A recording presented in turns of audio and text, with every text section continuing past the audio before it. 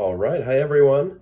When it comes to nutrition, we know that protein is king. So in this video, I am going to be ranking 36 different potential protein sources based on the value I think they can contribute to your diet plan. I'm going to be doing that based on primarily two criteria.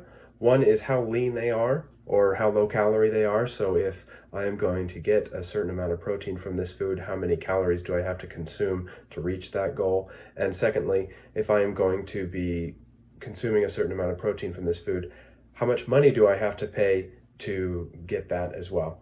And if money and your budget for food isn't something you're concerned about, then go ahead and send that on over my way and enjoy the video. Also, if you haven't seen a ranking system like this before, it's basically just grades. S is super. These are the things I think you should be looking at the most. A is a strong recommendation. B is maybe a weak recommendation, and C is, if you have a personal preference towards it, sure. But D is going to be things that I think you should absolutely be avoiding. With that being said, we have a lot of foods to get through, so let me go ahead and dig into it. All right, we're going to be starting off the list with bread. And I think a lot of people underestimate how much protein is in bread. It does have some calories in it, right? Of course, because it is bread, but relative to the amount of calories, the protein is significant. It's cheap and it's delicious. There's a ton of ways to do that. I'm going to be putting that straight into the A tier. Or moving on to pasta. Comparing it to bread, it's slightly higher calorie, but it's also slightly cheaper. So I'm going to put that in the A tier as well, and it's also delicious. Next up, we have oats, and I'm going to actually put the oats in the B tier. Nutritionally, they are extremely similar to pasta, and economically as well, but I think the difference is pasta, you can put a little bit of marinara on it and it's delicious. Oats are still great, but I think it takes a lot more cream and sugar and things like that to make them taste good. I just don't think they're quite as versatile as bread or pasta in this regard. Next up with our sort of grains and carbohydrates category is going to be potatoes. And sometimes you'll hear people talk about how potatoes contain a little bit of protein, but relative to the amount of calories they contain, it's pretty insignificant. How disappointing. Right? These have a ton of carbohydrate in them. I do think they're really good at filling you up, but they are not really they are not very cheap either. I'm gonna put them in the D tier. Additionally, right, you have to put cheese and butter on them for them to taste good, right? It's on their own, as a protein source, right, it's not something you should be looking at. Cereal is going to be kind of in the same boat. It has a similar amount of calories compared to how much protein you get, which is really high, by the way. It is a lot more convenient and tastes better and cheap though, so I'm going to put it in the C category, right? If you choose a good cereal, it will be a meaningful contribution to how much protein you're eating, but definitely watch out for the calories. Moving on to tortillas, that's going to be, I'm going to put that in D tier. They're going to be, right, yeah, at least cereal is cheap, right? The tortillas they have, they're kind of on the same boat. They're cheaper than potatoes, but nutritionally, you're just looking at a lot of carbs, not that much protein. Rice, likewise, I'm going to put this in the C tier for, these are all these four here, they're super high carb, not a lot of protein, right? The difference is I think rice is going to get a little bit better spot because it's super cheap as well. Potatoes and tortillas, not that cheap. All right, that kind of wraps up our grains, and moving on to other plant-based foods, we're going to start off with beans, and I'm going to actually do these two together. These are an absolute no-brainer. Beans and lentils, they're almost identical nutritionally, right? They have some calories because they have carbohydrate in them, but they're still very low calorie compared to how much protein they have in them, and they're as cheap as they get. Okay, especially if you're trying to feed a lot of people good meals, or you're in college or something and broke like I was and still am, then these are These are awesome. You should absolutely be including them. I think a lot of people underestimate plant-based proteins.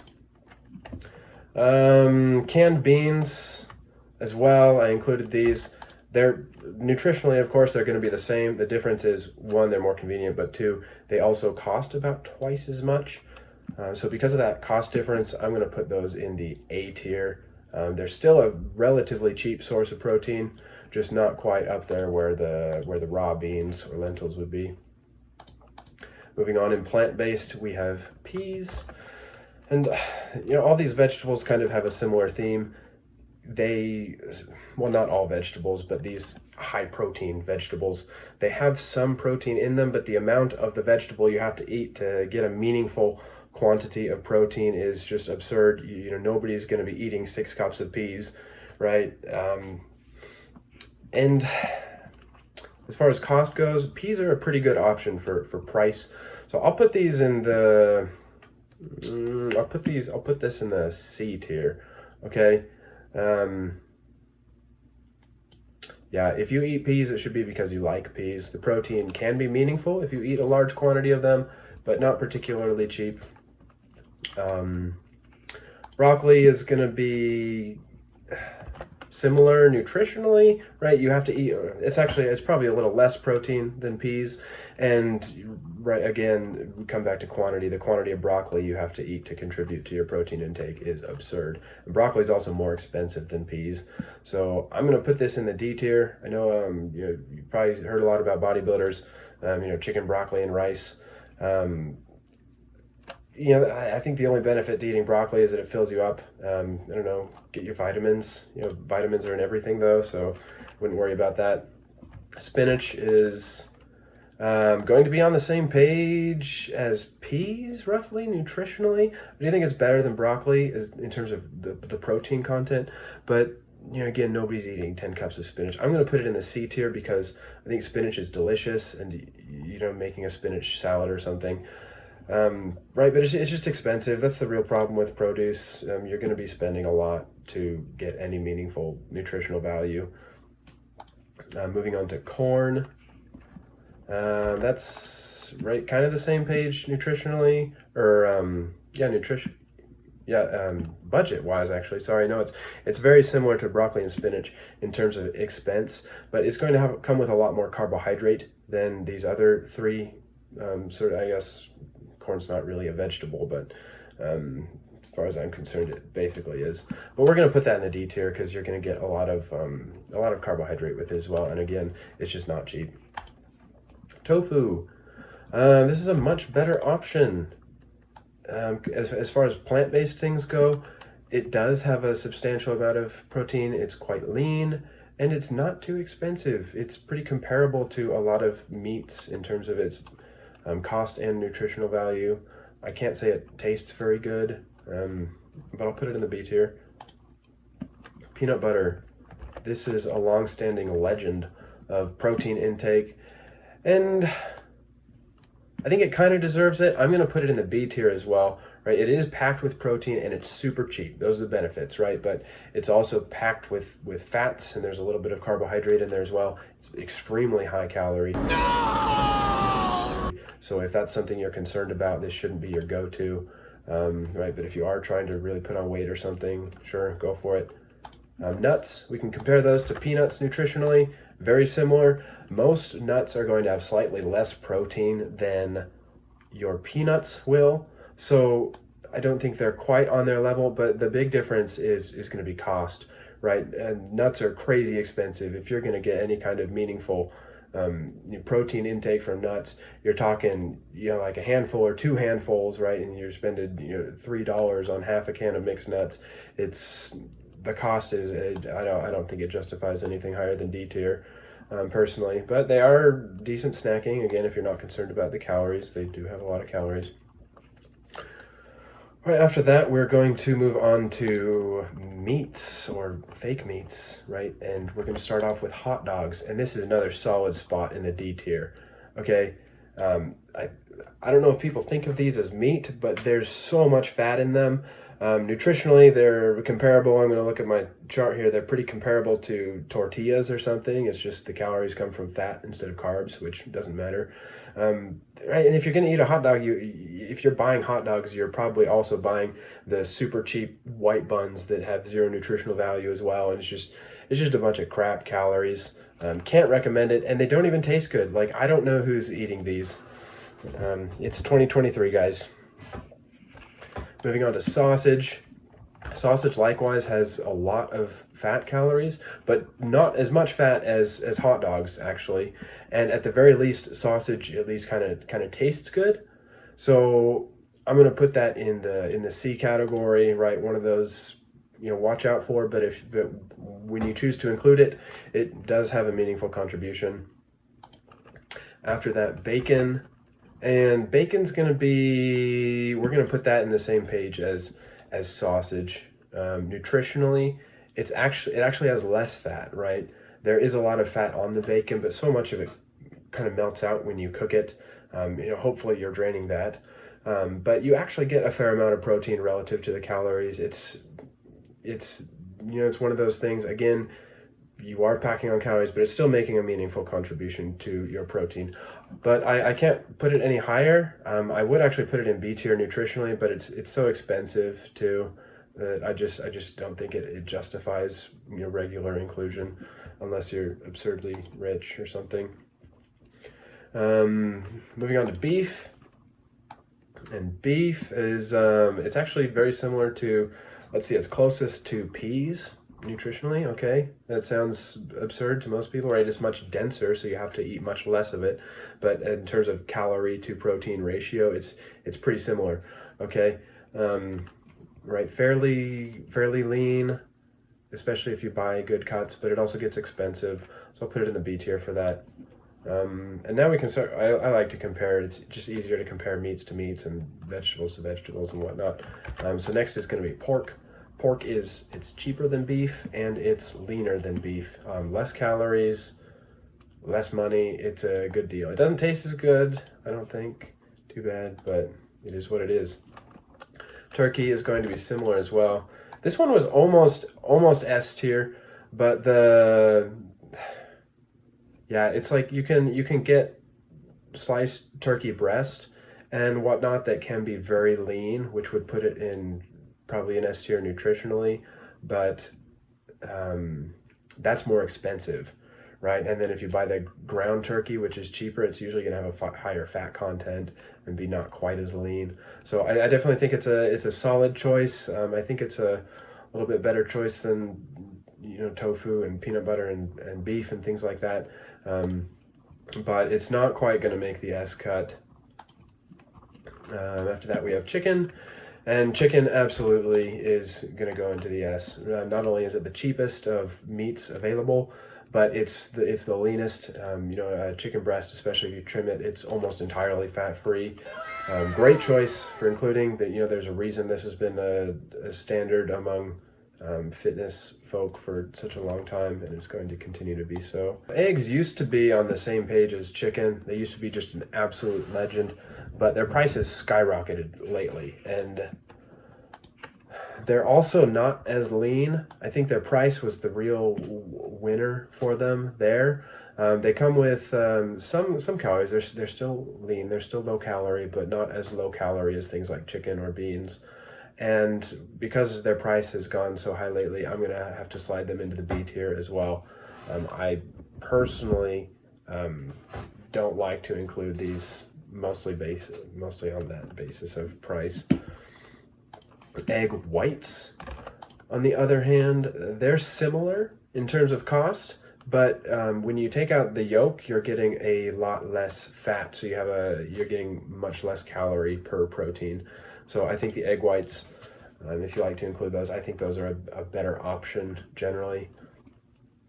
Ham, likewise, the problem with ham is it's pretty expensive, but it's one of the leanest meats out there. You can find really good cuts, and that will keep your protein very low calorie and your meals very low calorie.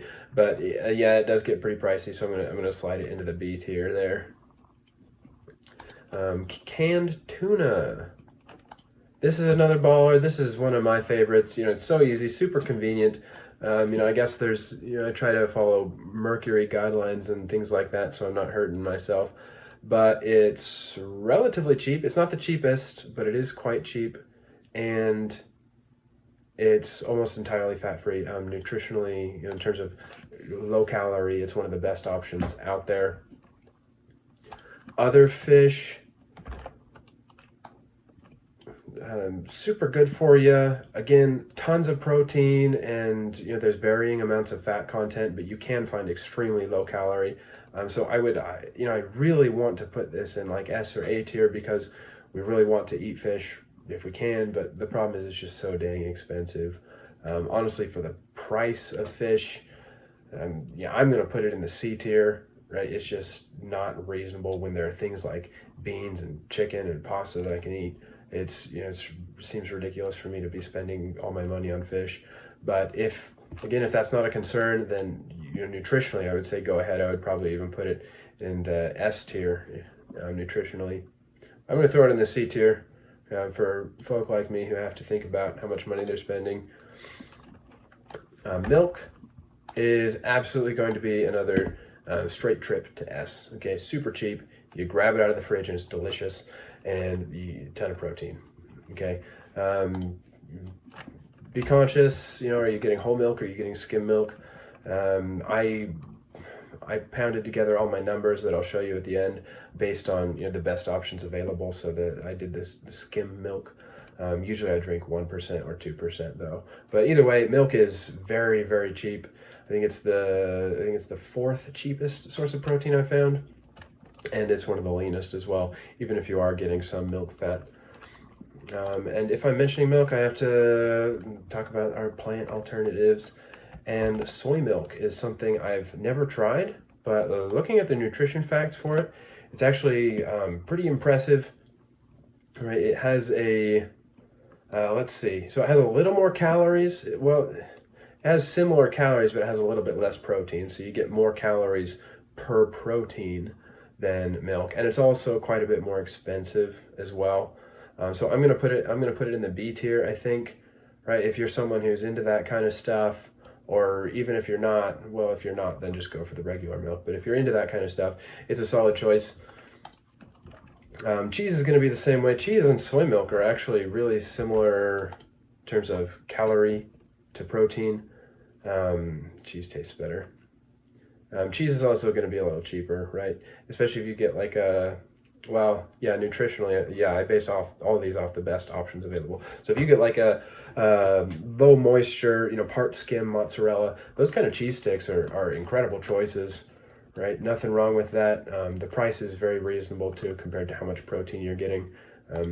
If you are concerned about getting full, then add some of these, add some pasta and bread in there, or add some rice, whatever. All right, continuing with dairy, we have Greek yogurt. My favorite are these Oikos 000s that I have pictured here. It's like 15 grams of protein in a cup, and lots of Greek yogurt has a similar amount of protein. The big difference is some of them are going to retain some of the milk fat, and some of them are going to have lots of sugar in them so that they taste delicious. So that's obviously going to affect their calorie value, but at least this option with like these Oikos 000, low fat, low carb, these nutritionally are about as good as they get. The problem is going to be their price, right? They're pretty expensive, and because of that, I'm going to have to, especially comparing them to other dairy, I'm going to have to slide them into the C tier for their price. Moving on to cottage cheese. Again, different options, different fat contents you can choose from here. If you choose a low fat, it's most similar to, on price and calorie content, it's going to be most similar to chicken breast, actually, right? And that's something that's great too. There's nothing easier to prepare than pull it out of the fridge and grab a spoon. So, solid choice right there. That wraps up all of the major foods, but let's cover powdered proteins as well. Whey protein used to be an obvious S for me, but again, prices lately have been skyrocketing for some things more than others. I'm going to have to drag it down to the A tier. It's still a solid inclusion because you can, it's super convenient, grab it out, throw it in a bottle, shake it up. It tastes good, but it's just expensive, and you can get super low calorie options too. But it is pricey. So compared to something like cottage cheese, where you're getting the same milk protein for, well, almost the same milk protein, except it's just cheaper. So I think it's going to have to be in the A tier. And soy protein, this is another thing. I'm not much into soy, but looking at this for the first time, it's a lot cheaper than whey protein actually, and it's going to be, it's basically going to be the same calories, but it's a lot cheaper than whey, and that to me I think probably constitutes S tier. Yeah, I can't speak on its taste. I'm kind of concerned about that. But this, I think, is going to wrap up our tier lists. You can see here at the top what my favorite foods are, basically. And I did compile all the numbers for all of these. I made a nice little graph, so let me go ahead and pull that up for you. You can see right here, basically, so along the bottom, our axis, the ones that are farther left are going to be cheaper. And then on our y-axis, I have calories. So the ones that are lower are going to be lower calorie. So, if you're just concerned about calories and not price, you can draw a line across this 250. So all these things on the bottom are going to be your best nutritional options. And then if you're on a budget, then all of these along the left are going to be your cheapest options, right? Beans, milk, pasta, delicious. All right, you can find a way to spice those up and get jacked for cheap. And then, of course, the bottom left is going to be your best bangers. Let me pull up, I made a chart. This will show you, here are the lowest calorie proteins listed 1 through 10. Soy powder, canned tuna, whey powder, and you can pause this and write these down if you want. And then I also made a chart of the lowest cost proteins listed 1 through 10. Right, and so the golden proteins, the big winners that are showing up on both of these lists are, let's see, chicken breast, soy powder, So there you have it. I hope that was helpful. If I forgot any of your favorite foods, then go ahead and let me know down below. And if you have any questions, feel free to shoot. Thanks and take care.